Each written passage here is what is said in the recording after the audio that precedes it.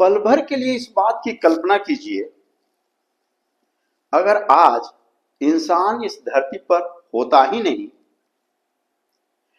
कोई शहर नहीं, कोई भाषा नहीं, कोई इतिहास नहीं, तो दुनिया कैसी होती? क्योंकि सच यह है कि एक समय ऐसा भी आया था जब इंसान धरती से लगभग मिट चुका था।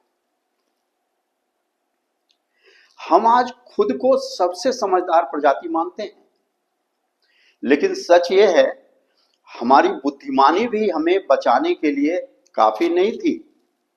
उस समय भूख थी, प्यास थी, धरती पर हमारा आशियाना धीरे धीरे खत्म हो रहा था।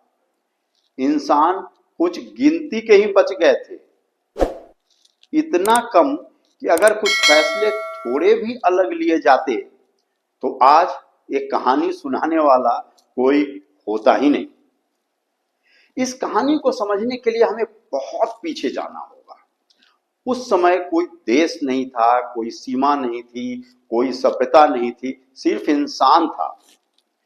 3 लाख साल पहले धरती पर सिर्फ एक ही जगह थी जहां आधुनिक इंसान पैदा हुआ, अफ्रीका। और यही सबसे बड़ी समस्या थी, क्योंकि उस समय इंसान के पास दूसरा कोई घर नहीं था। अफ्रीका अब स्थिर नहीं रहा था। कभी जंगल पीछे हटते थे, कभी घास के मैदान आगे बढ़ते थे। पानी अब भरोसे की चीज नहीं रहा था, और शिकार इतना दूर चला गया था कि इंसान अब एक विकल्प की तलाश में था। और फिर एक समय ऐसा आया जब रुकना अब ज्यादा खतरनाक हो गया। इंसान जानता ही नहीं था कि आगे क्या है, लेकिन पीछे भी अब कुछ बचा नहीं था। करीब 70-80 हजार साल पहले इंसान ने अफ्रीका को पीछे छोड़ दिया। अफ्रीका छोड़ने का मतलब था खाना छोड़ना, पानी छोड़ना, जानी पानी पहचानी जमीन छोड़ना। ये कोई यात्रा नहीं थी, ये जिंदा रहने की आखिरी कोशिश थी। आगे कोई मंजिल नहीं था। इंसान रास्ता नहीं चुन रहा था, वक्त उसे आगे धकेल रहा था।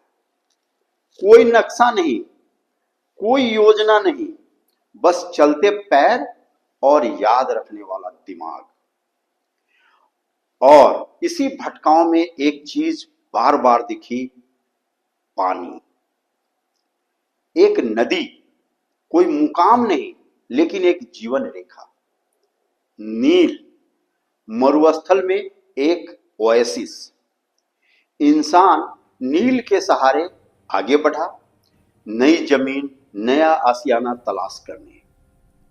नील नदी के बाद इंसान पहुंचा एक ऐसे हिस्से में जहां अफ्रीका और एशिया लगभग छूते थे। आज हम इसे लेवांट कहते हैं। ये मंजिल नहीं थी, एक केवल गलियारा था। कुछ समूह यहां रुके, कुछ यहीं खत्म हो गए और कुछ आगे बढ़ते रहे। लेकिन लेवांट सबको जिंदा नहीं रख सकता था। उत्तर और पूर्व उस समय खुले रास्ते नहीं थे। ऊंचे पहाड़, बहुत ठंडे, बहुत सख्त।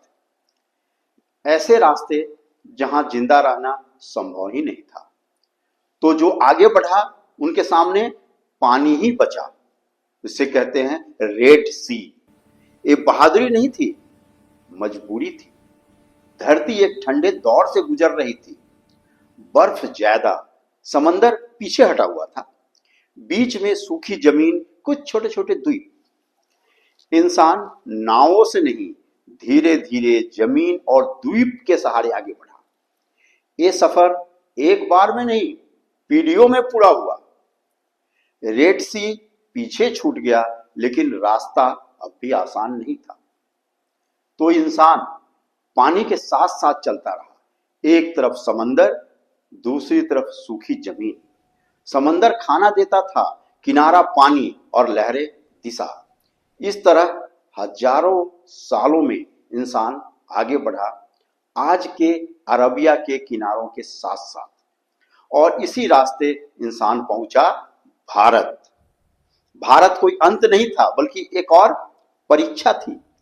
यहाँ पानी था, खाना था, मौसम ज्यादा रहने लायक था, लेकिन स्थिर नहीं।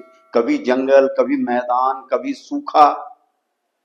जो ढल सका वो टिका, जो नहीं ढल पाया वो यहीं खत्म हो गया। और फिर करीब 74 साल पहले धरती टूट गई। टोबा के विस्फोट से भारत राख से ढक गया। सूरज धुंधला, मौसम ठंडा, इंसान बहुत कम रह गए, इतना कम कि कहानी यही खत्म हो सकती थी। लेकिन भारत में ज्वालापुरम नाम की एक जगह पर टोबा की राख के नीचे नीचे भी और ऊपर भी इंसान के औजार मिले। मतलब धरती टूट गई लेकिन इंसान नहीं। तो सवाल ये नहीं है कि इंसान बचा या नहीं, सवाल ये है इतना सब झेलने के बाद इंसान आगे बढ़ा कैसे। अगर ये कहानी आपको सोचने पर मजबूर करे तो वीडियो को लाइक करें, और अगर आप इस इंसान की कहानी ऐसे ही गहराई से समझना चाहते हैं तो चैनल को सब्सक्राइब करें, क्योंकि यात्रा यहीं खत्म नहीं होती है।